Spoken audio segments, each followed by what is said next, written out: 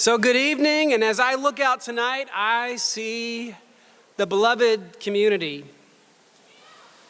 And so I want to share some thoughts with you before we begin about why we are gathered tonight and why we do the things we do the way we do them. So tonight is our chance as people of faith and as citizens of Knox County to stand together and confront the myths of scarcity, fear, and hopelessness with God's story of abundance, love, and hope. We are here tonight to live out the call to do justice. When we enter the public arena where decisions are made that make our community just or unjust, we need power. And too often, the power of organized money rules the day.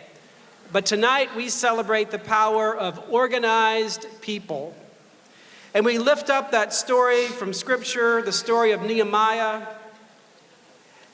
And also, we lift up the sentiments of the framers of our Constitution and our freedom of assembly, and in the principle of government for and by the people. We are all affected by decisions made in the public arena, and we should all have a seat at the table. That is why we have the Nehemiah action, so that we can bring serious problems to light.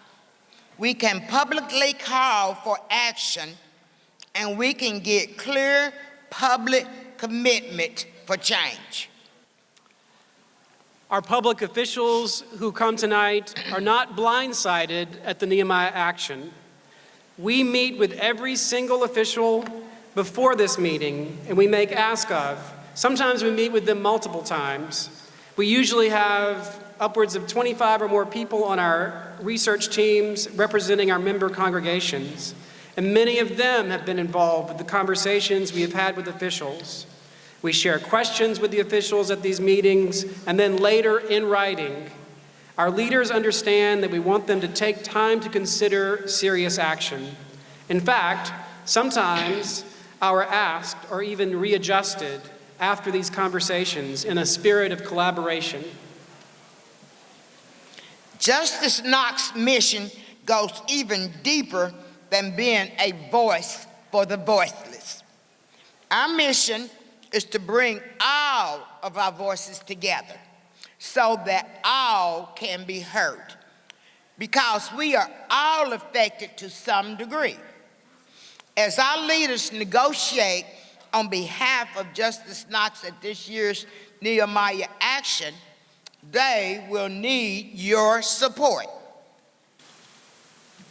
I hope you feel with us the significance of this opportunity for change.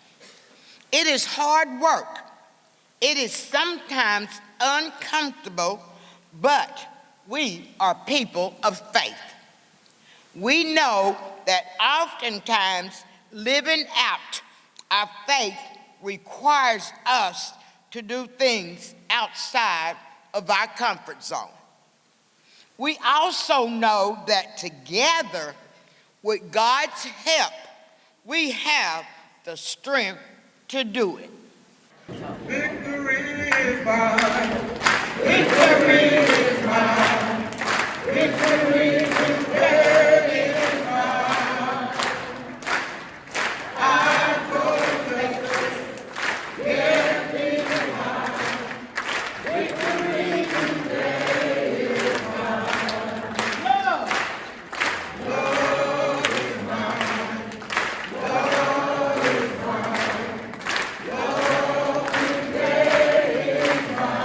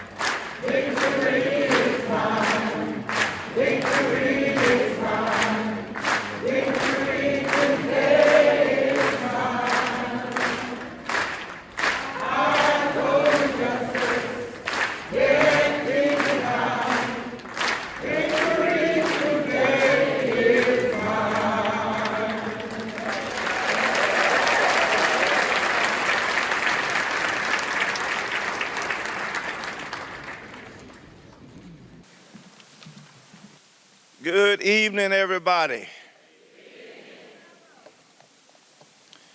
We are certainly glad that you are willing to come out this evening, this rainy evening, and I want to take this time now that we've had some fun to officially call this 2024 Nehemiah Action Assembly to order. And we do welcome each and every one of you. We're glad that you're here, and we give a warm welcome to our officials, to our city officials, public officers.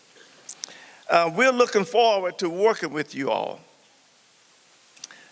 because we want to make our community a just, compassionate, and thriving community. So before we get started, I want to introduce again everyone to our cheer. We had a practice a little bit earlier, but our public officials were not here. So that they will know what's going on, we're going to practice our cheer. And when we practice our cheer, it helps to remind us of our purpose. And our purpose is to knock for justice in our community. It unifies our network, and it's just fun. So here we go. Justice. Knox. Justice. Knox. Justice. Knox. The fun is over. Now let's get to business. You have an agenda, and we're going to go by the agenda that you have before you. Again, welcome.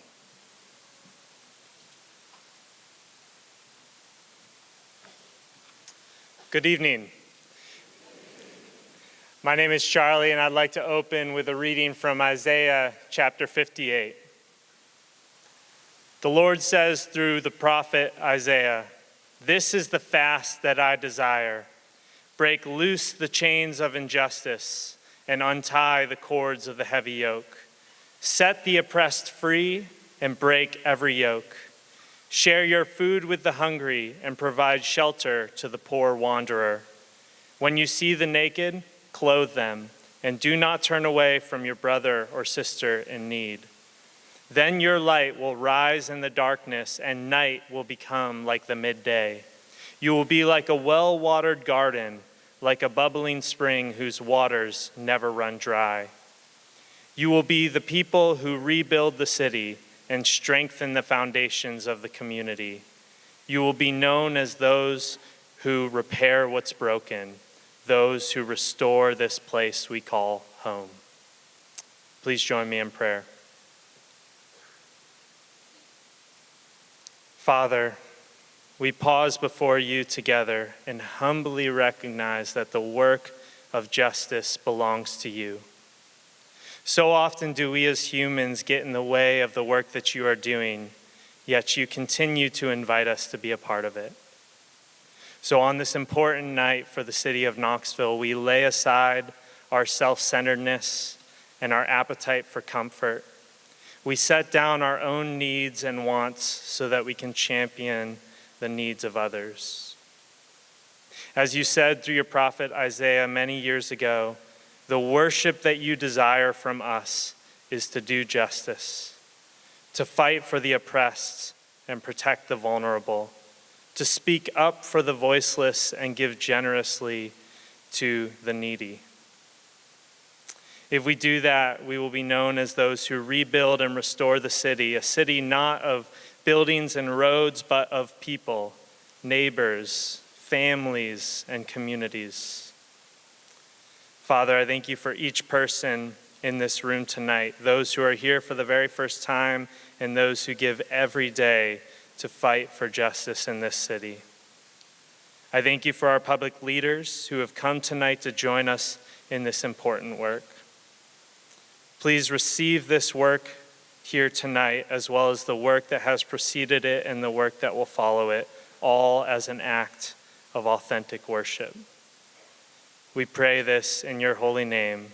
Amen. It is good to see so many neighbors here tonight. Hello, neighbors. We are all neighbors, right? As many of you heard from Jasper McEwen at the Homeless Summit recently, if you live in Knoxville, you're my neighbor. Many of us who live outside the city limits would add, if you live in Knox County, you're my neighbor. So we come tonight knowing that we all don't live right next door to each other, but we see each other as working together for and with neighbors. Many of you tonight are from faith communities and have heard sacred writings which tell us to love the Lord our God with all our heart, soul, and with all our might. We get that from Deuteronomy. And then earlier in Leviticus, the Holy Word says to love our neighbor as we love ourselves. In my faith tradition and the Christian tradition, Jesus repeats these teachings. In Matthew and Mark's Gospels, he's asked, what is the greatest commandment? And he quotes these two verses from the Hebrew Scriptures. But in Luke's Gospel, we hear these words out of the mouth of a lawyer. He has been hearing Jesus teach, and Luke says the lawyer posed a question to Jesus to test him. The lawyer asks, what must I do to inherit eternal life? And Jesus puts it back to him and says, you know what's in the Scriptures. What does the law say? What do you read there? And so the lawyer quotes from the Hebrew Scriptures about loving God and loving neighbor. And Jesus says, you've got it. You're right. Go do this and you will live. But wanting to justify himself, Luke says, the lawyer asked Jesus, and if you've been to Vacation Bible School just once in your life, you probably know the question. The lawyer, wanting to justify himself, asked Jesus, who is my neighbor? Who is my neighbor? Lawyers ask good questions. Lawyers, they do. Lawyers help clarify things. They make sure we all understand the definitions. They're all working from the same page. The limits to those definitions, the ramifications of those definitions, the implications of those definitions. Who is my neighbor? And so Jesus tells the very familiar story, the one that we now call the story, the parable of the Good Samaritan. And most of you know this. A man going from Jerusalem down to Jericho is beaten, robbed, and left for dead by robbers. A priest sees him and walks by. A Levite sees him and walks by. These two religious officials probably have some good traditional and legal reasons for not being able to stop and help. Doesn't mean they're not compassionate. They didn't stop. Then a Samaritan, and he and his kind were not held in high regard, not anyone you would want to associate with. So the Samaritan stopped and helped the man, took him to get help, said, I'll pay for it, I've got to go on. When I come back, I'll pay for anything else that is owed. The question the lawyer asked was, who is my neighbor? And if I'm a good listener and following along, I want to raise my hand and say, I know the answer, I know the answer, I know where Jesus is going with this. That poor guy on the side of the road is my neighbor. He's the one who needs help. The lawyer asked, who is my neighbor? But Jesus turned the question back to him and asked, after telling the story, who was a neighbor to this man? And the lawyer answered, the one who showed mercy. In defining a neighbor, there is some action involved. The man in need, the person over 1,800 looking for housing, children who need to be in school, yes, they need help. But Jesus says the person who stops, who notices, and takes action, that is the definition of a neighbor. The person who stops, notices, and takes action. So I say to you once again tonight, good evening, neighbors. Good evening. You have noticed situations and people who need attention. You have gathered in small group meetings and house meetings.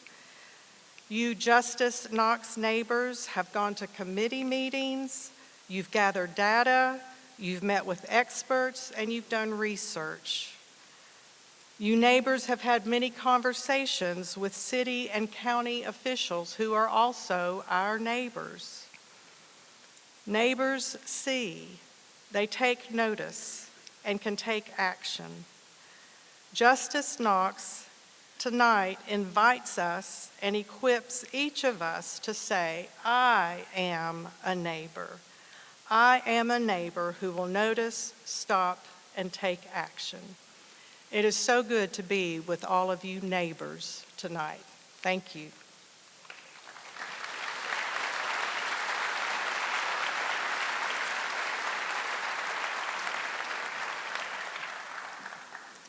Tonight, we celebrate the leadership and follow-through that Mayor Kincannon has shown to reduce gun violence in our community.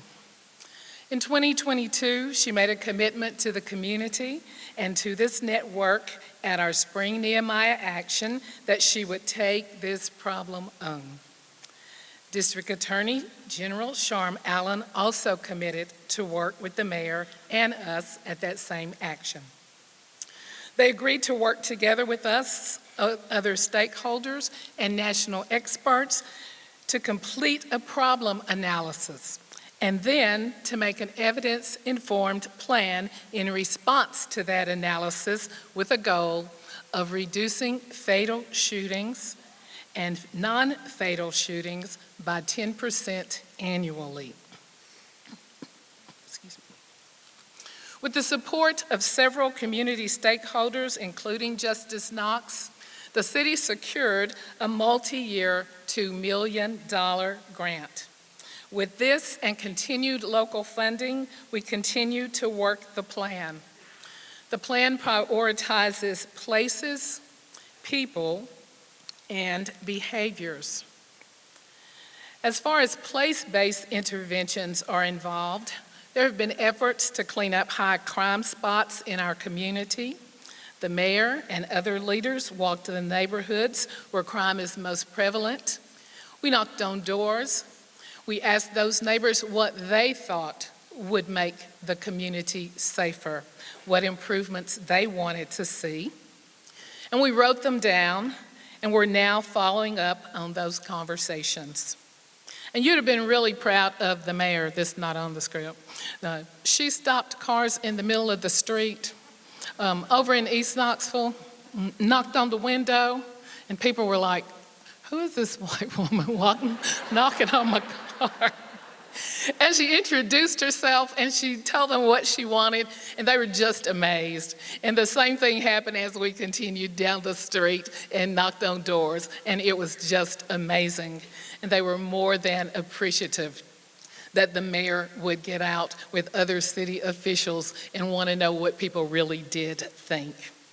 So most recently, we've begun to build out the portion of the plan that includes behavior-based interventions or group violence intervention strategies.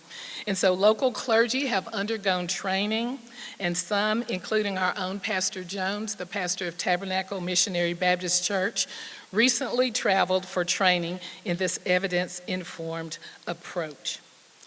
At our November assembly, you might have heard Denzel Grant, the executive director of Turn Up Knox, report to our network about the ongoing work in violence interruption.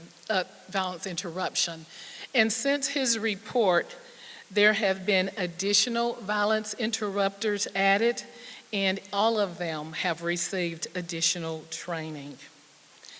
I continue to represent Justice Knox at the table in this important work alongside LaKenya Middlebrook, the Office of Community Safety, the District Attorney's Office, KPD, and local social service agencies. And the work has begun, as I said, to develop a network of providers as we now need support for those folks who have been identified for intervention. Last month, experts from the National Institute for the Criminal Justice Reform, NICJR, were in Knoxville to help us evaluate where we are in this plan and what next steps should be. This work is far from finished. We know that. But I said that we started out with a goal of reducing fatal and non-fatal shootings by 10%. As of 2022, that first year, 2022 to 2023, murders in our community have decreased by 33% and non-fatal shootings decreased by 12%. Let's celebrate that.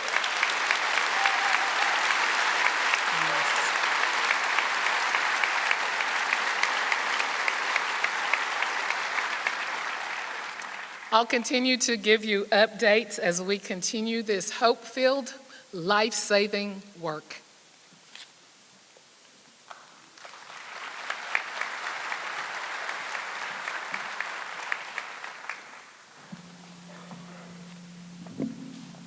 Hi, I'm Ruth Horton. In our House meetings last fall, we heard story after story of people worried about not being able to make ends meet. We heard about a mother working at a fast food restaurant, but she can only work during school hours because she doesn't make enough money to justify paying for childcare. She stays worried about being able to afford the basics. We heard from a security guard at Pellissippi who lets students sleep in their cars in the parking lot because he knows they can't afford housing. We heard from many people, elderly on fixed incomes, mothers with children, and young people starting out, whose combined rents and homeowners association fees are increasing by hundreds of dollars, and they don't know how they'll be able to pay their bills. We heard from the owner of a hair salon in Mechanicsville. She described that one of her biggest challenges as a small business owner is her clients are so poor that it's hard for them to pay for services. We dug into research on this vast problem of economic instability. We interviewed people from a wide variety of agencies, including Urban League, SEED, UT Medical Center, Centro Hispano, CAC, Connect Ministries, the Chamber of Commerce, the American Job Center, Knox Works, and United Way. We were shocked to learn that 198,000 people, or 40% of Knox County households, have incomes in the ALICE category or below. Now, ALICE is an acronym that stands for Asset Limited, Income Constrained, Employed. Let me repeat that. Asset limited, income constrained, employed. In other words, these are hardworking people that struggle to make a basic household budget. So I ask you, what keeps so many of our neighbors stuck in crisis, working hard, but still lacking enough for the basics? Every research visit confirmed the importance of Justice Knox's current work around transportation and housing. There was not one person we met that did not talk about transportation as a major barrier that keeps people from getting to their jobs, to school, or to places with critical services. Almost everyone also named affordable housing as a major barrier to economic stability. Our research revealed many other barriers, including these three that came up repeatedly. First, access to jobs or job training that provides a better income. We found a disconnect between employers needing skilled workers and people in our community without sufficient income to make ends meet. Second, a lack of affordable child care. Knox County is a child care desert, and child care that is available is unaffordable for many low-income families. And finally, the enormous burden that debt from court fines and fees has on many low-income families. Think Tennessee, a nonpartisan research center reports that people who owe court costs are usually extremely low income with court bills that add up to 50% of their annual income. Over the coming months, we will continue research to determine where our network can have the most impact. We'll communicate our findings about what we plan to pursue together to bring stability to individuals, families, and neighborhoods. Before we move on to our next action item, homelessness, we want to lift up 2 stories from our network that illustrate the extreme burden that housing costs have on stability of households in the community. Good evening. My daughter, a graduate of Tennessee School of Beauty, was living on her own here in Knoxville. She has a great career in an industry that she loves, with an annual income of $49,000. That's pretty good pay, I think, for a young person just getting started. It allowed her to afford a 1-bedroom apartment at $1,200 a month. Then last July, she received a notice from her landlord that in 3 months, her rent would increase to $2,000 a month, an $800 increase. That would mean that she would need to pay almost 50% of her income for rent. It simply isn't sustainable. She scrambled to find an apartment that she could afford, but in the end, we refurbished the downstairs of my home into a living space so that she could move back home and still maintain some independence. A member of my congregation recently shared that her niece, a single mother with 2 children, got a notice from her landlord that her landlord had planned to raise the rent on her 2-bedroom apartment from $1,200 a month to $1,800 a month, a $600 increase. She had only a couple of months to figure out how to make that work in her budget or to find new housing. Her job does not pay enough for her to absorb the increase. Luckily, her parents agreed to move back to Knoxville to live with her so they could share the rent. Thousands are struggling with rent increases like we just described. Not every story has a successful ending like the ones we just heard. Not everyone has a family with the means to provide needed support. Too many of our neighbors are living just one emergency or just one landlord notice away from homelessness. We must work together how to solve this?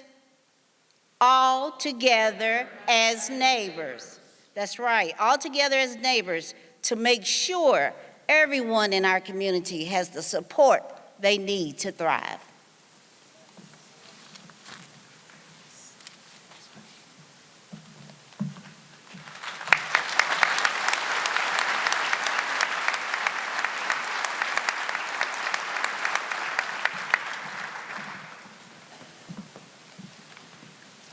Homelessness is a housing problem. According to data compiled by our local homelessness information system, in 2023, 58% of people experiencing homelessness said they were homeless because they were without affordable housing or because they were evicted.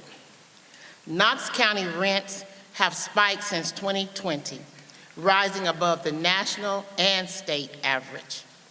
Rental occupancy rates also remain above the national average. With such a housing shortage, our most vulnerable neighbors fall through the cracks first. In the fourth quarter of 2023, 1,718 people experienced homelessness on average each day in our county, and another 258 people were at risk of homelessness. These neighbors included youth, families with children, veterans, and elderly people. People experiencing homelessness have different levels of need. Some have just lost their jobs, have not been on the streets long and just need a boost of income along with help finding an affordable home. Even for them, the wait to find an affordable home can be many months, sometimes more than a year. The longer a person is homeless, the more problems they are likely to develop and the harder it is to find housing. Those who have been homeless for long periods often have additional needs related to physical and mental illness and addiction, requiring housing with long-term support services. At the school where I work part-time in retirement, I have seen firsthand the effects of families experiencing homelessness. I watched last year as a kindergartner whom we knew was living with his family in a car, slept through lessons because he was too exhausted to learn. We set our children up for lifetime trauma and future failure when we allow them to experience homelessness. We also fail our seniors, who deserve to live out their old age with dignity. Members of my church congregation felt devastated last year when a longtime elderly member died while living in his truck. Some of us did not know he was experiencing homelessness, and others were powerless to get him what he needed, a permanent home. People experiencing homelessness are our loved ones and friends, our neighbors. We must solve this problem all together as neighbors. We must solve this problem how? All together as neighbors. Last year, at this action, we proposed a two-pronged solution to solving homelessness. One, a better coordinated system that leads people to permanent housing, and two, an increased supply of affordable housing with support services. Just before last year's action, we were so pleased to learn that both of our mayors here this evening, Knoxville Mayor India Kincannon and Knox County Mayor Glenn Jacobs, put their support and resources behind a new office, the Knoxville-Knox County Joint Office on Housing Stability. They named Aaron Reed as its executive director. Additionally, both of you, Mayor Kincannon and Mayor Jacobs, answered affirmatively to last year's action ask by committing to co-host with us and attend a summit on housing and homelessness. The Mayor's Leadership Summit on Homelessness was held March 20th, and it was successful beyond our imagining. We believe it was successful in part for this reason. It brought to the table all the local stakeholders in this important work: social service agencies, city and county officials, business representatives, faith leaders, and finance and development experts. Mayors, we truly applaud you for following through on your commitment, and we are likewise grateful to your staff, Cheryl Ball, Jenny Holden, and Aaron Reed, for the hours of work that they put into planning and organizing this summit with us. So I hope the audience will join me in giving them all a round of applause.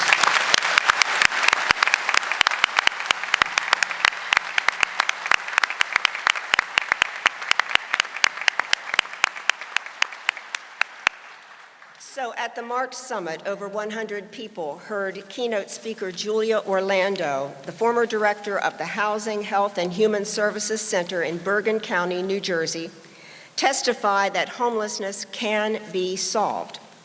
Under her direction, Bergen County became the first community in the United States to reach functional zero for veteran homelessness and then for chronic homelessness as well. In other words, with the veteran and chronically homeless populations, more unhoused folks were successfully moving into housing than the number becoming homeless. Bergen County has maintained this status for 4 years and is now turning its attention to reaching functional zero for other vulnerable people. Other communities have also achieved functional zero, mostly by addressing one vulnerable population at a time. They have found that achieving successful results with one group of people informs and then propels their work addressing the next group and then the next. until all of those needing housing can be welcomed into permanent, safe homes. Regardless of which vulnerable group a community begins with, the end goal is to house all of our homeless neighbors. Perhaps the summit's most compelling message was given by a young man who had experienced homelessness himself and now works with other homeless youth in our city. He challenged all of us to remember that homeless individuals are not problems. They are people. And at the end of the day, we are all neighbors. We can solve this problem for our unhoused neighbors. How? All together as neighbors.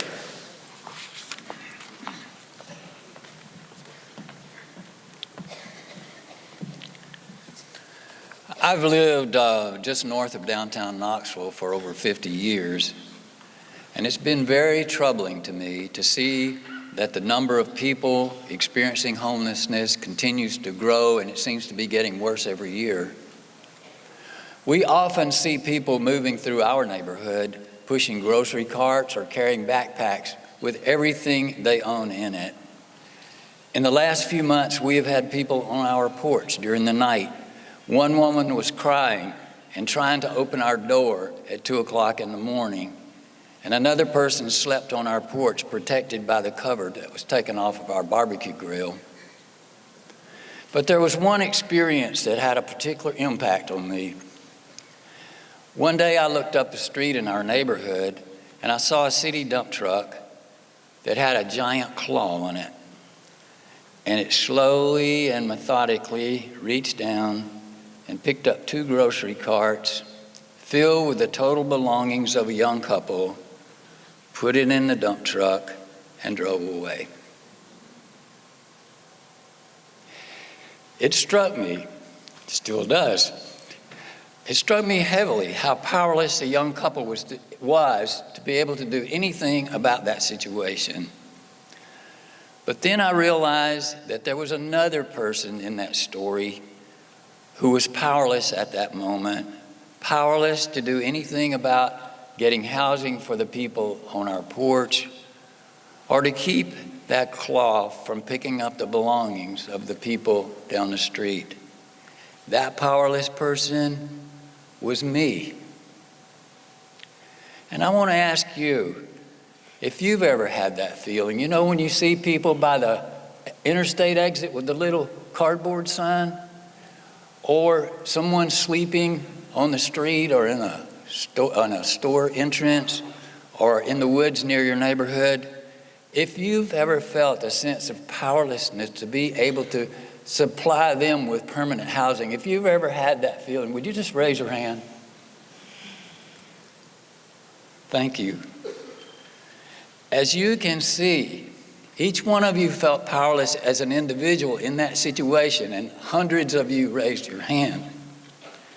So we not only, you and me, we're not only the ones feeling powerless, our community is feeling powerless. It's a collective sense of powerlessness as a community in the face of the homeless problem. But when I attended the Homeless Summit with you, Mayor Jacobs, and you, Mayor Kincannon, it gave me some hope. Julia Orlando, our speaker, emphasized that no one person, no agency, no church can alone solve homelessness in our community. She stressed that this is something we must all do together. We all have a role. Our public officials have a role. Their leadership is essential.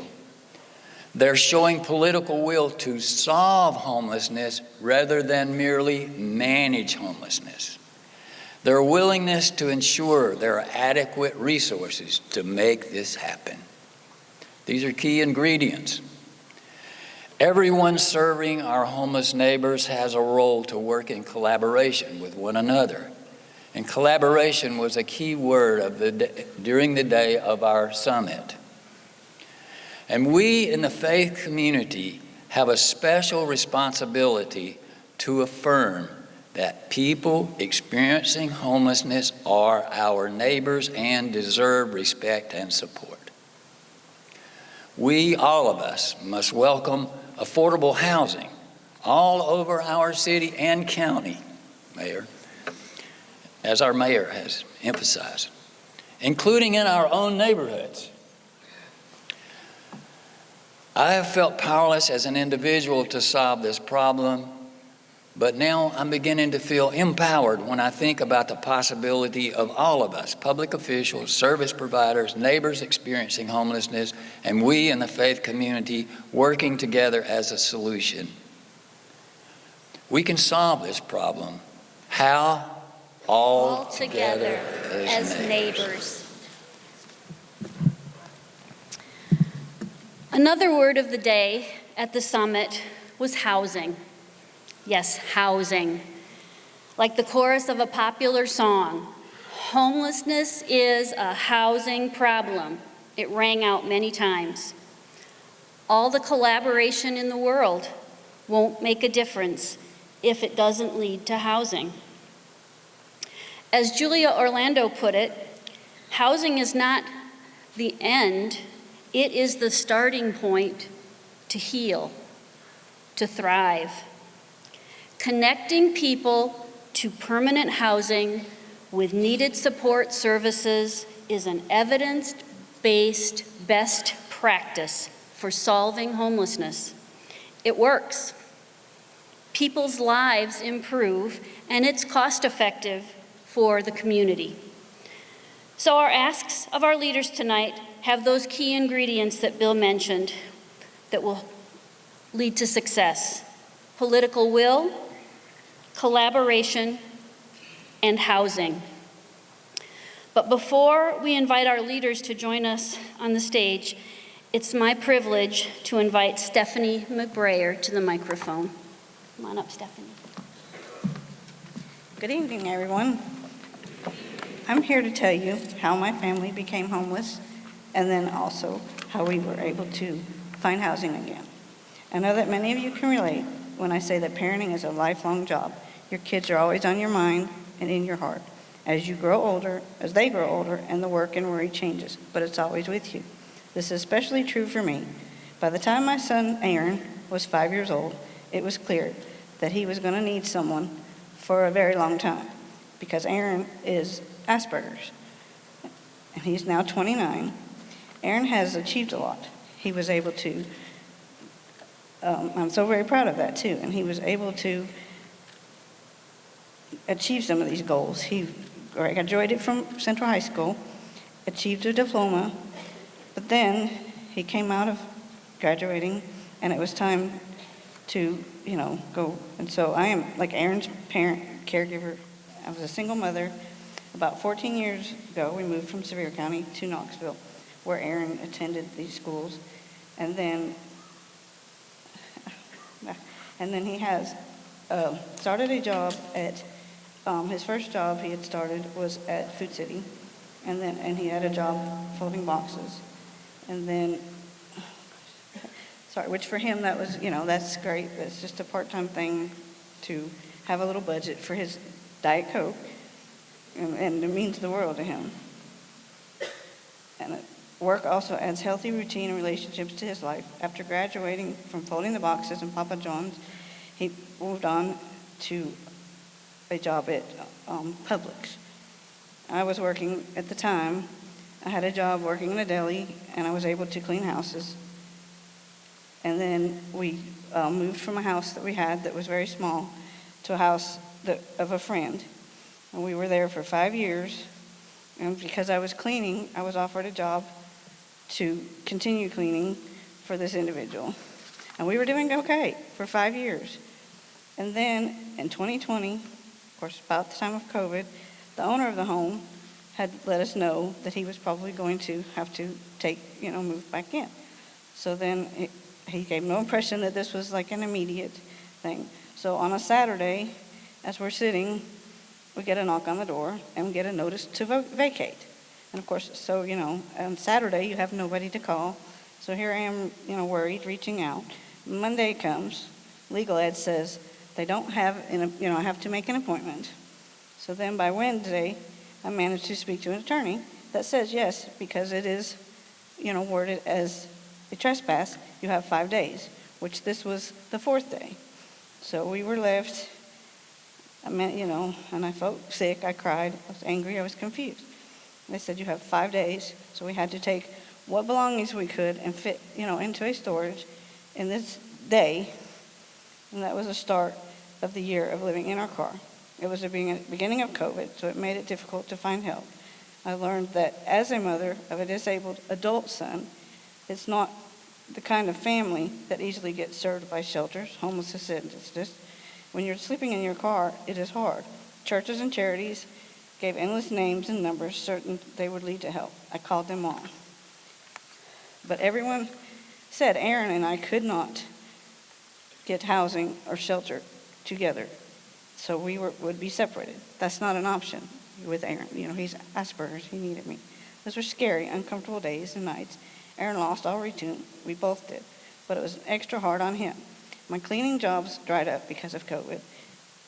Keeping Aaron's public job was so important to him, but finding private places to use a bathroom, change into his uniform, stay rested, stay nourished was a daily struggle. Aaron was often anxious. I was too. Living in your car, it's impossible when that's your home to feel safe. But we were shown grace and given help along the way. Churches and neighborly folks provided meals and occasional cash or help with, a motel room here and there because it was cold. Finally, Powell United Methodist Church referred me to Cokesbury, and a member of the Fig Tree staff found us the way to income-based housing, and that's where we are today. We are so thankful to be back in the place of our own. We're in Fountain City, home turf, and to us that means a lot. It's a nice place. We have a porch. I tell the people that the kitchen, my bed, and no lie, the laundry room are my favorite places. When you're in your vehicle, and that is, you don't have the kitchen, and Aaron says he's glad that he has his bed full of stuffed animals, a bathroom always available, and of course, reliable supply of Diet Coke. I hope and pray that no family has to go through what Aaron and I did. A year is way too long to find a basic, safe place to live. A car is no place to stay when you're trying to hold down a job, stay healthy. Please, let's fix this. Thank you. That's my story. Emma, you can go back by Aaron if you'd like.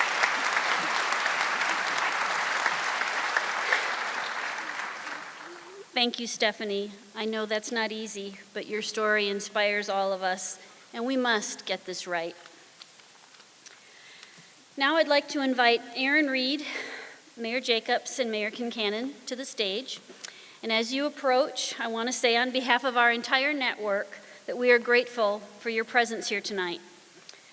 And before we make our asks of each of you, we, as a unified and organized network, pledge that we will solve this problem. How?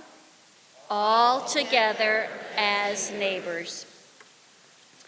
So we're going to make our asks of you leaders, and then after you've all responded, you will each have 3 minutes to address the assembly.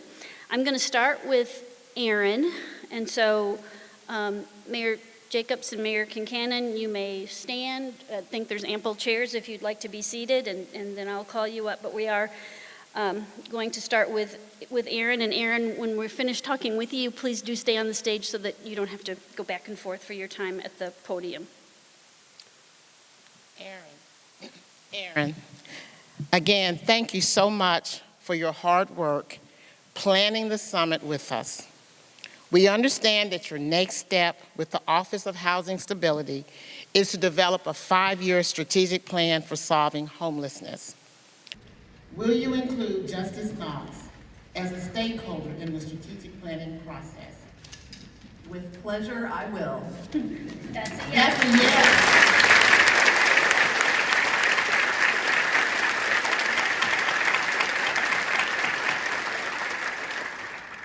Aaron, will you then come to our November annual assembly to report the status of the work. With pleasure, I will. Yes.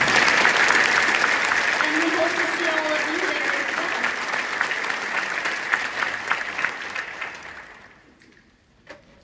well. All right. Yeah, Erin, if you want to have a seat. So Mayor Jacobs and Mayor Kincannon, we again thank each of you for your follow through on the summit and for making your staff available to work with us and planning that event and for spending 4 hours out of your day at that summit. You both made it clear to us that you want to solve this problem and you care about our homeless neighbors. So we have several asks of you this evening that will help us move that effort forward. The first 2 asks are the same, so I'm just going to ask them once, and Reverend Loftus will hold the microphone for your response. So the first common ask is this: will you encourage the strategic plan that we just mentioned, that the joint office is preparing? Will you encourage that that plan includes goals to reach functional zero for at least one vulnerable population, and then also a priority order for addressing the other vulnerable populations? Mayor Kincannon, your response? Yes, I will.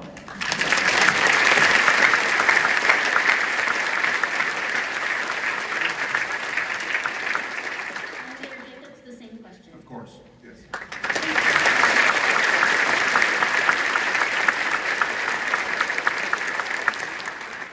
The second common ask that we have of each of you: would you support contracting with Julia Orlando, whom we've mentioned here several times from the podium, as a community consultant as the strategic plan is developed by the joint office and others going forward? Mayor Kincannon? Absolutely, she was great.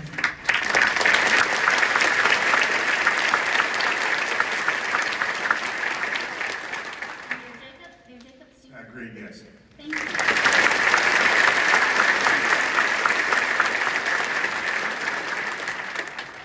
So Mayor Kincannon, the next ask is specifically for you. And I want to preface it by recognizing that a great victory for our community is the Affordable Housing Fund, which Justice Knox and the city worked on together. And your leadership was instrumental in making that happen. It is making a huge difference in our community, and we want to see that impact last. So, will you work with us to develop a dedicated funding source for that housing fund so that it is set up to have funding beyond the original 10 years? Kevin DeBose, I'm looking at you and your team over there. Yes, I will.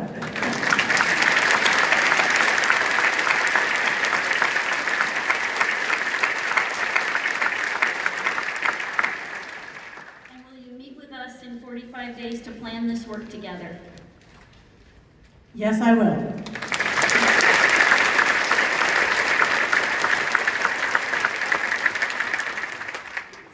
And Mayor Jacobs, this ask is for you. You've also put forth resources in the county to address the problems that we face from homelessness, from funding outreach workers, to supporting the new joint office, to offering tax incentives to spur affordable housing development.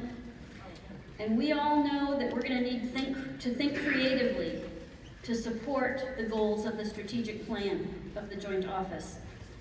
We want to stay at the table with you and see it succeed.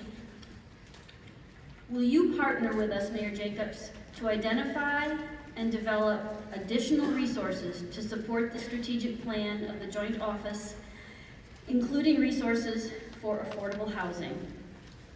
I look forward to it, yes.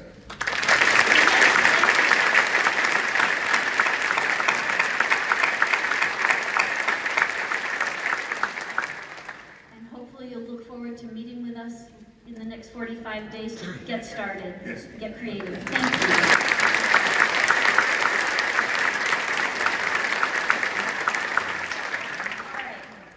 So now is the time in our program that we'd like to give our invited attending officials time to make some remarks. We learned earlier before our session started that Jay McMahon, who's sitting down front waving papers, is our timekeeper. And you'll each have 3 minutes to make remarks, and Jay will hold up a little yellow card when you have about a minute left, and a red card when it's time to stop, because we're high-tech like that.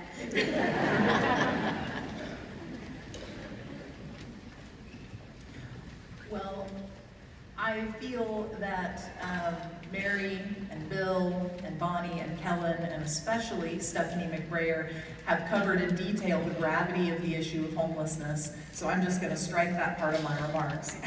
And I'm going to go straight to expressing to you how grateful I am for the partnership with Justice Knox. I'm especially grateful to the leaders of the planning group for the summit. Not just for the work that they put into planning the summit, which was immense, but for the work and thought that they have put into framing their response, into framing the things that they're asking of leaders in our community. So the Mayor's Leadership Summit on Homelessness, I also feel was a wild success. And I just want to share an anecdote to illustrate to you how our partnership has grown between the Office of Housing Stability and Justice Knox. So I think it was probably after our very first planning meeting months ago, Marjorie sent me an email and said, I found our keynote. And I was thinking, okay, we haven't been working together that long, I don't know. So I watched the video that she sent. It was Julia Orlando, and I immediately called Marjorie and said, you found our keynote. And that is just one anecdote that shows you how successful this partnership has been and all the ways that we have discovered common goals and a common understanding of this issue. And I think that that is really one thing that you all bring to the table is discernment, knowing, I have 1 more minute. So to know that helping our neighbors who struggle with homelessness is not just a matter of loving them, although that is an important prerequisite. It is a matter of work. And Justice Knox has understood since the beginning that it's going to take systems level change and hard decisions to remake our homeless services. Love and work.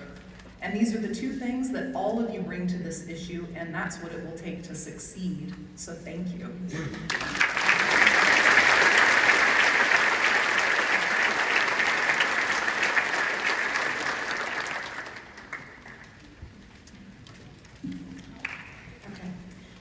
Good evening. It's a pleasure to be here at Nehemiah Action. I think I attended my first one in 2019 and haven't missed one since. It's a pleasure to be among you. I want to also give a special shout out to members of the Mayor's Youth Council who are here tonight. If you haven't attended one before, this is what democracy looks like. Thank you for being here. I want to share 3 spiritual experiences with you. First is one that took place in this room just a couple weeks ago. It was the last concert that I attended as part of Big Ears. John Baptiste sang and performed in this room. If you were here, it was a very spiritual experience, but one song that really resonated with me was a song called Worship, with the refrain, we are born the same. We are born the same. And that is a powerful message. And the song goes on, and I won't even attempt to sing it publicly here, but return to that place. Because there are people in our community, we are all born the same, but we're not all in the same place right now. Some of us are experiencing homelessness, and I am moved by that song and that message to try to get back to the place where we are all the same. The second spiritual experience I had recently was visiting the warming centers, which we, as a community, put together when we had that horrible snow and extended period of cold. And I know many people and congregations in this room gave their time, donated money and food, and volunteered to make that possible. And I was able to visit those warming centers and meet with people. I talked to a woman who was looked like she was about to give birth. She was from Michigan, trying to make her way down to family in Alabama. I talked to another woman, born and raised in Knoxville, had a lot of medical health and mental, physical issues. She did not have a place to go home here in Knoxville. Every single person had their own story, and this community as a whole helped save their lives, and that was a meaningful and spiritual experience for me. And yet, it was not a solution. So the third spiritual experience I want to share with you is happening right now. Because thanks to the people of Justice Knox, thanks to the fact that you listen and find out what our community's most serious issues are, and then you research, and then tonight we are here together to act collectively as neighbors to solve the problem of homelessness. So thank you for encouraging me as mayor and my colleagues, all other elected officials and city leaders. We are doing this together. We need your encouragement. We need you to hold us accountable. And I am very moved to be here tonight. Thank you.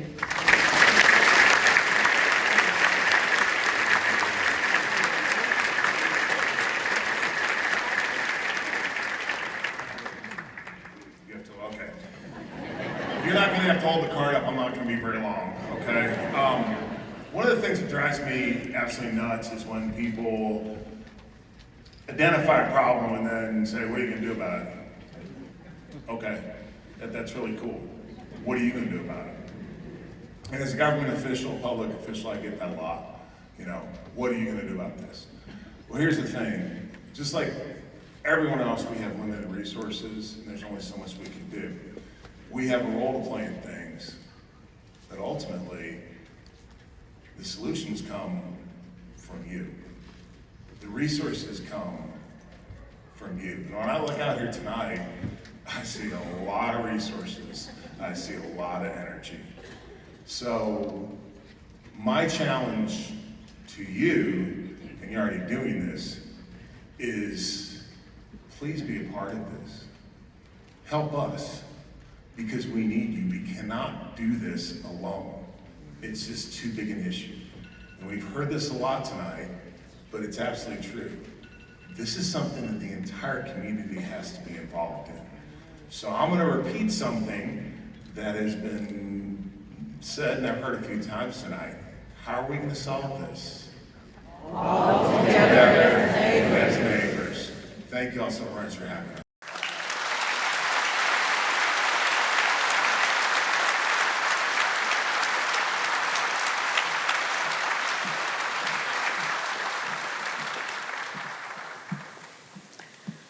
Well, I don't know about you guys, but I am feeling a whole lot of that hope that Bill Murrah referred to earlier.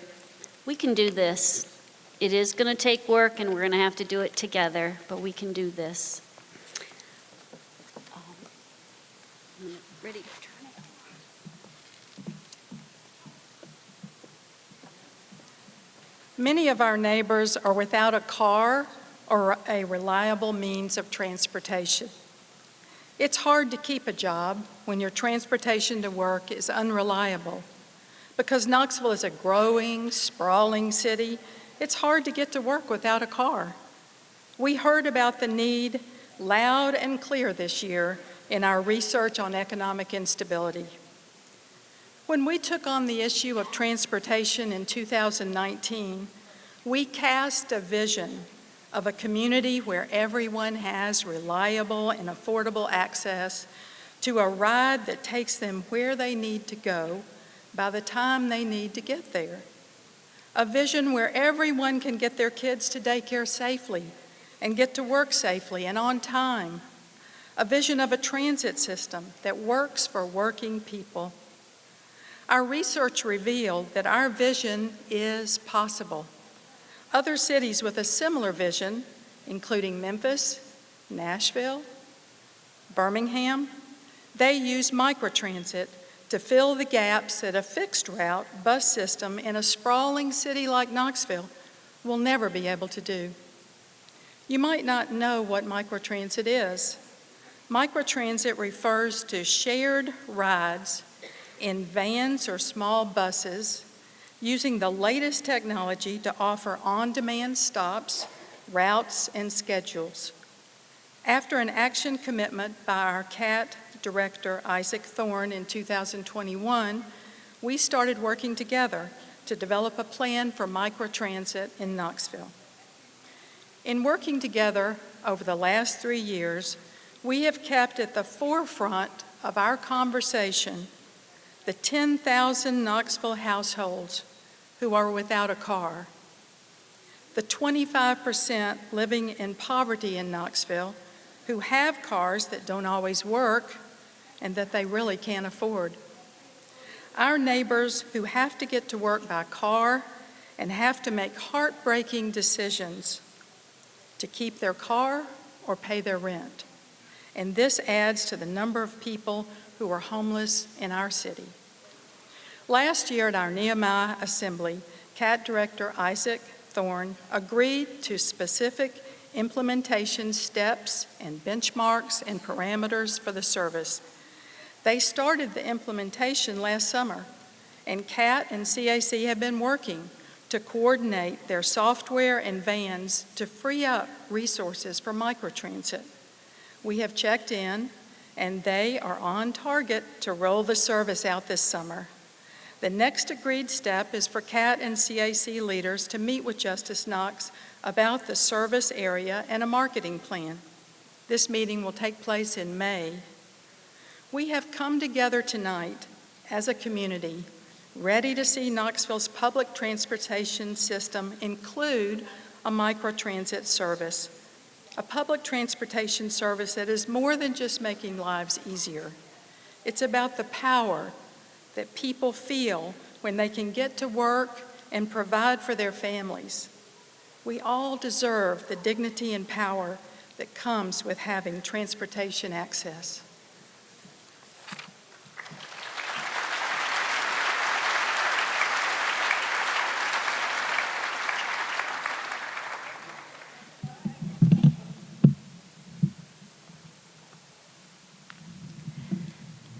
Historically, our schools have suspended thousands of students every year. According to data that Justice Knox successfully pushed the district to release, in 2022, African American students were more than twice as likely to be suspended as other students, and 3.5 times as likely to be suspended as white students. Disabled students and students from low-income families were also at high risk of suspension. Studies of these different outcomes almost always show that African American, disabled, and poor students receive harsher discipline when engaging in similar behaviors to other students. I'm the parent of a Knox County middle schooler, and I want her to learn and grow in a school environment where all students are treated fairly and have opportunities to flourish. So we took on that issue for research in 2016 after hearing stories in our house meetings like the one from Sister Farmer, who is a member of the congregation where I serve as pastor. Her great-grandson was suspended from school 15 times in the 2nd grade. He often spent more time out of school than in school in a given month. The following year, with a new approach by his school and his teacher, he was rarely suspended out of school. So we know that the approach and the training of the school staff impact students and their outcomes for success. Our students can't learn if they're not in school. Harsh suspensions can put children in a long life negative path, more likely to end up with more suspensions, to drop out of school, to live in poverty, to end up in jail, or even an early death. When we don't interrupt this pattern, we lose productive citizens and we jeopardize the well-being and the income of our people as well as our entire community, not just our children. Justice Knox has campaigned to change unnecessary negative outcomes for children, pushing for solid implementation of whole school restorative practices, a proven solution. Restorative practices is not about lax discipline or no discipline. I wouldn't want that for my daughter. It's about supporting teachers and staff to develop a positive relational culture that requires high accountability and high support for students. With a good restorative culture, more is expected of students, not less, and this system works when done well. Because we've had many action asks dating back to the spring of 2017, and because of follow-through by school board members and Knox County Schools staff, including the former and current superintendent, our school system is moving in the right direction on this. Last school year, the school board unanimously approved a contract with the national experts in restorative practices for intensive training and coaching in 5 Knox County schools using federal COVID relief funds. Justice Knox had pushed for this contract. Our district had introduced restorative practices over the past few years. This contract with the experts has provided the opportunity to implement the evidence-based whole school approach that has had good results in other districts. And we have been meeting quarterly with the district staff to monitor this work. We learned recently that the district secured additional grant money to expand the work to a 6th school and to extend the contract another 2 years. With this, district staff can develop needed capacity to replicate restorative work in a larger district. So we are pleased tonight to share this video testimony provided by the Knox County Schools about the impact that this work is having. Social science that studies how to strengthen relationships between individuals as well as social connections within communities. The fundamental hypothesis of restorative practices is that human beings are happier, healthier, more productive, and more likely to make positive changes in their own behaviors when we do things with them rather than to them, for them, or not at all. Here in Knox County, we are dedicated to deepening our understanding of restorative practices while implementing the theory into action. But don't take my word for it. Let's listen to some school practitioners who use these strategies each day. An impact on restorative practices in our building at Simmer Green has been incredibly positive, not just for students, but also for staff. We have families to build community, to build connections with each other, with our teams as a school. We have been able to resolve conflict with our students and conflict with each other as staff members. I have been working with restorative practices for the past 5 years, and I have seen it work miracles with our students, with our families, and with our teachers. I have seen relationships mended, relationships that we thought couldn't be repaired. I have seen where students have come and said, hey, I want to have a restorative conversation with another student, or I want to have a restorative conversation with my teacher because I want things to be better. Restorative practices falls in line with everything we try to do for our students, our staff, and our families, because at the end of the day, we want to make sure that everybody walks out of our building feeling like they had a voice. And so restorative practices not only gives them that voice, but also gives them people to actually listen and then come up with a productive solution at the end of the day to make sure that we are walking away with the best decision for all kids. I love restorative practices. I really believe that restorative practices offers us the ability to really relate better to each other, work through conflict, avoid conflict, and then resolve conflict. I love the ideas of just the way it helps inform and help people work through things. There's so many elements of different tools, and I love the fact that it's something that can be built upon. We're hearing this whole different community of how we're communicating with each other. we're seeing each other, we're hearing each other. And that has been the basis of wanting to be here. And at the end of the day, that's what we want. We want our kids to want to be here. We want our parents to want to be here. Because after all, we are a community school. Getting to know the restorative practices has been instrumental here at Maynard Elementary School in helping our students develop a way of thinking. Outside of fight or flight, they've learned to deal with some of those serious issues and learn to communicate with each other. So instead of being reactive, they are now being proactive. Restorative practices is an incredible it's not a program, it's a way of life, and it's how one thinks. It helps others understand different perspectives, which is a life skill. It's something that isn't always taught through our teachers. So by one another, we can learn more about each other, and that's all about the restorative practice. And it will really help not just a community by teachers, a school community, but a school's community outside of a school. So the people that are in there understanding beliefs and values and coming to a restoration to move forward. It's huge as a framework for solving problems. So when I sit down and talk with a kid, I'm thinking all these restorative moves are the way to kind of solve the problem rather than having to punish this kid into acting right. And as a culture, that really sets things up for the school. So it really pushes kids towards student ownership, but it also pushes teachers towards ownership as well.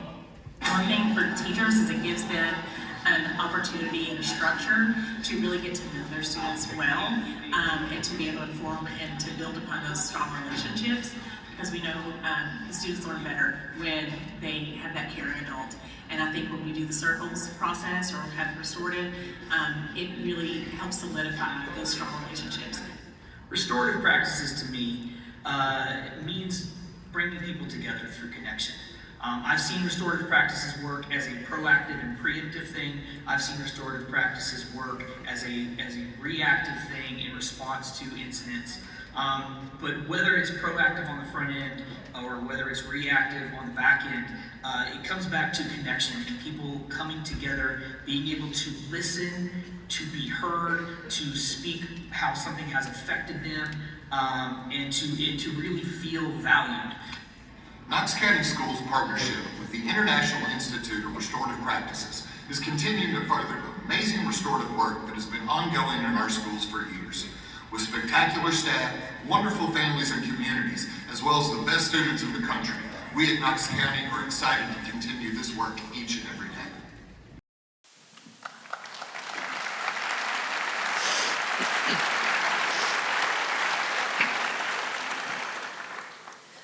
We are so encouraged by testimony like we just heard. Our students, hardworking teachers, and committed school staff, our whole community need to continue to get this right. We also need good data to monitor and inform the progress. This is why we asked our current superintendent, Dr. Reiswick, to resume publishing the data reports that we worked with Superintendent Thomas to create. Because of our recent action at 2 school board meetings, many of you may have been there, and the support of several school board members, including those here tonight, Dr. Reiswick released the data we asked for. Let's celebrate that.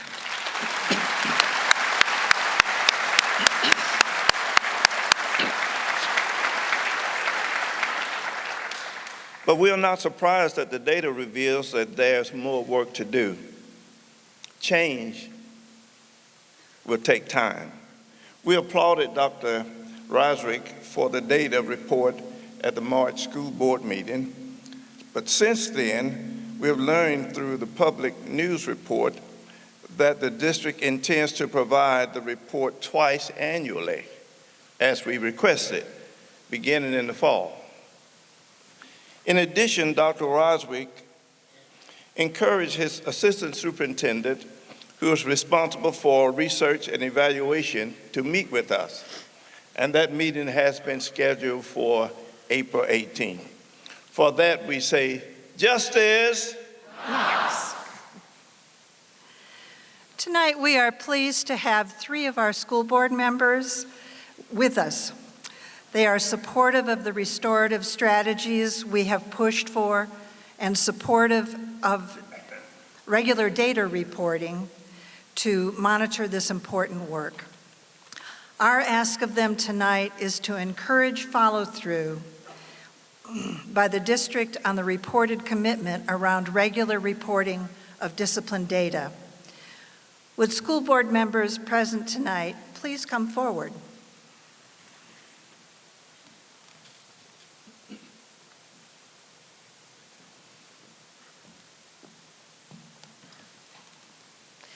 As you take the stage, on behalf of the entire assembly gathered here tonight, we thank each of you for being with us.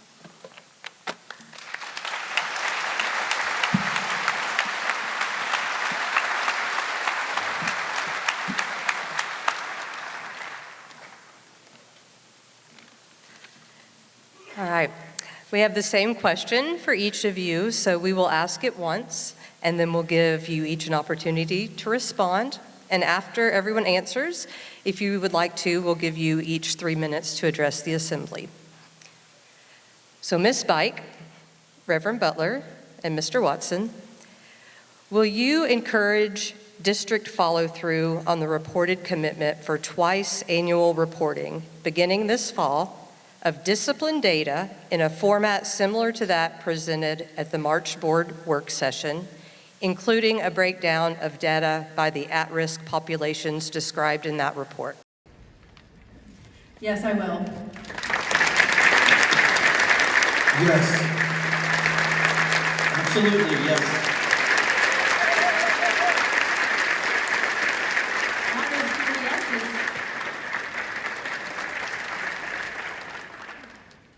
Now, you each, if you would like, you may come forward to the podium and speak for 3 minutes each. Again, we have our timekeeper who is up front here that will let you know when you are at the 2-minute and then at the 1-minute mark. Thank you for having me. I hadn't necessarily planned to say anything, but I'll share a little bit about myself.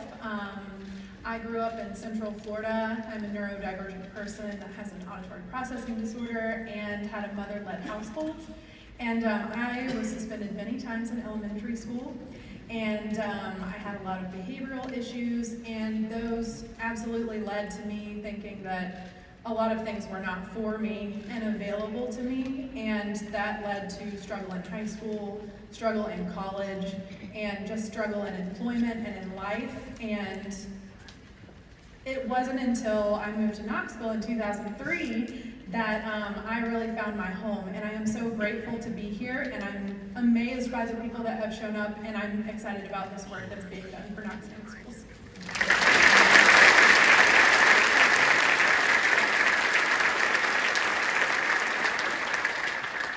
First of all, let me do this.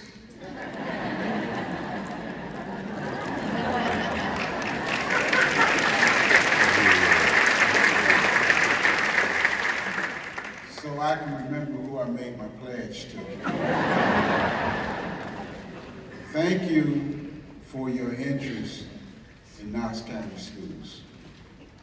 Because of your interest, because of your actions, we have accomplished something that I think we needed to do for a while. I would say that we want to continue to, because I can't speak for Knox County Schools nor Knox County Board of Education, but I can speak for John Butler.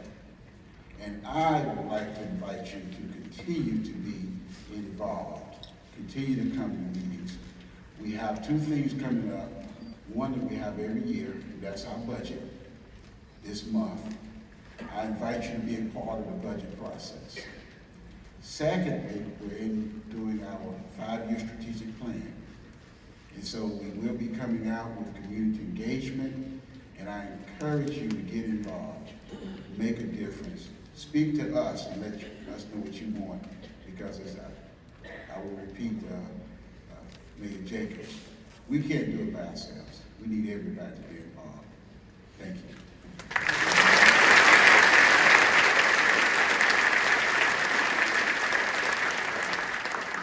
Thank you for holding the bike. I'm a little tired today. So we get 3 minutes, which is great because that's all we give Dr. Maddox when he comes to the school board. So you all know all about that. You all don't need me to tell you more about this issue. And I'm in a season of reflection. Some of you all know that I'm rolling off the school board. But just because my seat on that board will change, that doesn't lessen my power or ability to affect change. And you all are testament to that, right? Look around for just a moment and think about all the change that this body has helped create in our community since it first decided to gather in 2016. So reflecting, the first time I was ever in this building was about 20 years ago, and it was for a youth international missions conference. And there was kids on the parking garage building walls for families in Mexico, which was great. And then right here on this stage, there was a big world with an outhouse on it. That was not the best logo for a missions conference, I'll just tell you that. Too much story to tell. But the second time I was in this space was in 2005, when we had over 8,000 evacuees come through Knoxville during the Katrina crisis. And at the time, I was an associate minister at a local church, and they gave me 4 weeks paid leave to be able to help run the shelters that had to pop up and be a volunteer coordinator. That was the first time that I had ever really stepped behind the scenes and see a community work together on behalf of a group of people. But both of those situations that I just mentioned, I was disconnected from those folks, right? We were talking about people who were living all across the world in a youth missions conference. And we were talking about evacuees coming from another state that we needed to help and be in crisis together. And that was appropriate, and that was good work. But the really hard work is waking up every day and really seeing the people around you. And seeing the challenges that they're facing. And not growing distant from those challenges, but saying, I'm going to walk in it with you. Because way before the story of the Good Samaritan, God told us that He created us in His image. Right? That fundamentally there's that Imago Dei where we all get to be honored by having His image in us. And because of that, we are one another's keeper. We are one another's keeper. And I want to thank you all for the consistent urging and prodding with Knox County Schools. And I want to apologize because I know it's been a struggle with Knox County Schools. I know it's been a dance. You all have been doing this dance since 2016 with us. But stay at it because the difference is happening. So thank you.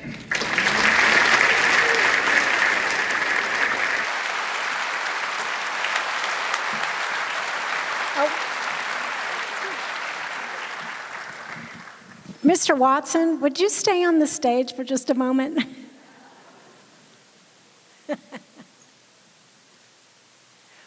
We're so pleased with the commitments tonight from everyone for our neighbors. We'd like to just take just a minute to especially recognize you. You first attended our Nehemiah action in 2021. We were outside at the World's Fair site and on Zoom. And it was partly because of your encouragement of Superintendent Thomas that he met with us and that he then attended that assembly and our next Nehemiah action. At that action, you committed to encourage conversations between Justice Knox, Knox County Schools, and the International Institute of Restorative Practices, and to advocate for regular, consistent, disciplined data reporting. We applaud your follow-through on both commitments, and we want to recognize you.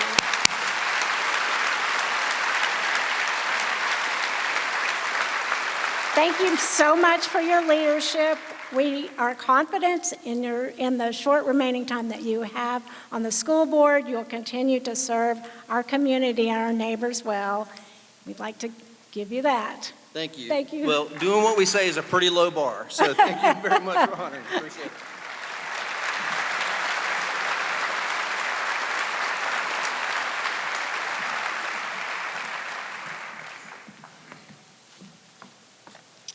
Well, I don't know about you, but I am filled with hope at the end of this meeting. And so first of all, I'm amazed at the turnout. God is good. God has been here with us in this auditorium tonight, and we have filled this auditorium. Let's celebrate that.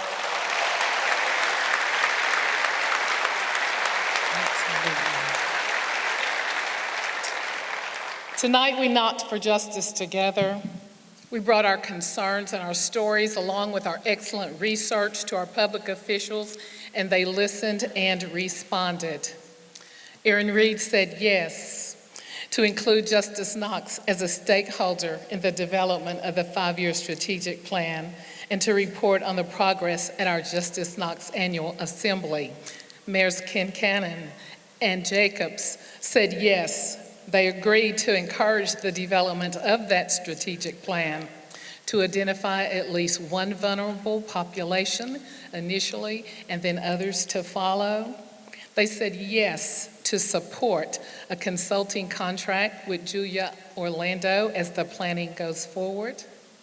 Mayor Kincannon said yes to work with Justice Knox to develop a dedicated funding source that expands the housing trust beyond 10 years. And she also said yes to continue to meet with Justice Knox. Mayor Jacobs said yes to partner with Justice Knox to identify resources to support the plan that will eventually lead to affordable housing.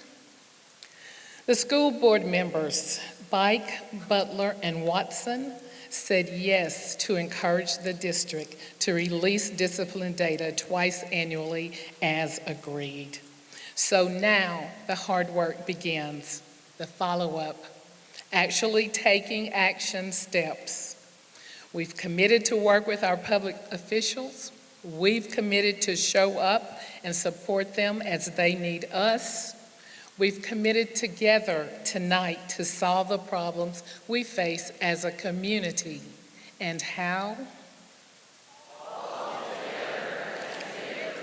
I am confident that the power of this assembly has made a difference tonight, and that we will bring relief to our neighbors experiencing homelessness. We will make sure they have safe and affordable homes. Together, we will make sure that our children are successful at school, and will continue to save lives by stopping gun violence. Together, we will get that micro transit that people need to get to work, and we will find the right relief for families that are struggling. Justice. No. Justice. No. Justice. No. And now I will ask Rabbi Alon Ferenczi to offer a closing blessing, and at the conclusion of his blessing, this 2024 Nehemiah Action Assembly will be adjourned. I'm a member of Heska Emunah Synagogue, and recently it's occurred to me that religions have rituals for birth, religions have rituals for marriage, rituals for death. This is a ritual for justice. Jews don't just pray, we like to teach and preach, so I'm going to start there and conclude in prayer. This week in Jewish communities like Heska Emunah Synagogue and worldwide, we're reading from the book of Leviticus, chapters 12 through 13, the really thrilling sections about leprosy, which is parenthetically not Hansen's disease, but probably eczema or just being a little ashy. But it's a problem. It's a philosophical conundrum why someone would be punished so arbitrarily. And our sages, our tradition really wrestles with that. The idea of moral failing for no apparent reason, just the luck of the draw, where you were born, what water you had access to, what food you got. And they struggle, maybe there was a deeper moral issue at play. One of the ones they arrived at through a play on words is called tsarut ayin, narrowness of the eye, stinginess, having a constricted or too narrow vision. That's what we're addressing in almost every issue. The transition from thinking of something like homelessness as a moral failing to recognizing it more broadly as a threat to the social fabric and a failure of all of ours as neighbors.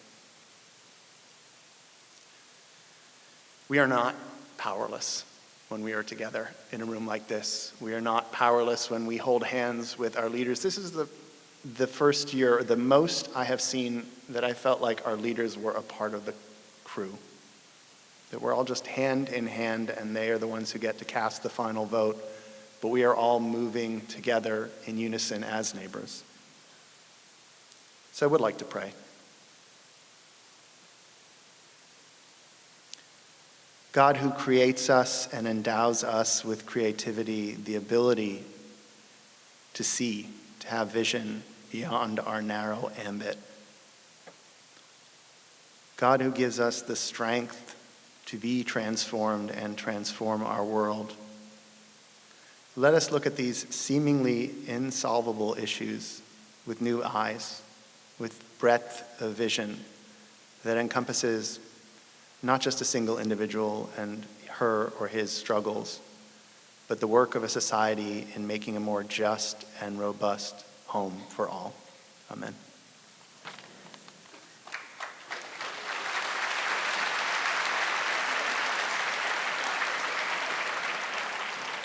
Thank you. We are adjourned.